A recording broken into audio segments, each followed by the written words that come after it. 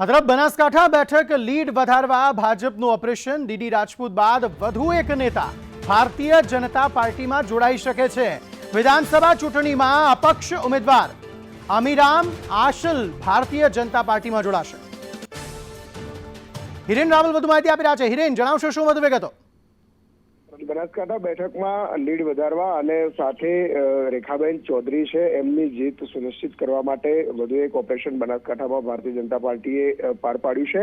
બ્રહ્મ સમાજના આગેવાન પૂર્વ કોંગ્રેસી અને વાવ બેઠક ઉપર અપક્ષ ઉમેદવારી કરી અને 2022ની વિધાનસભા લડેલા અમીરામ આશલ છે એ હવે ભારતીય જનતા પાર્ટીમાં જોડાશે। સંભવતઃ આગામી 2 થી 3 દિવસની અંદર જ તેઓ ભારતીય જનતા પાર્ટીની અંદર જોડાશે। પ્રદેશ પ્રમુખ સી આર પાટીલ સાથે પણ તેમણે મુલાકાત કરી છે।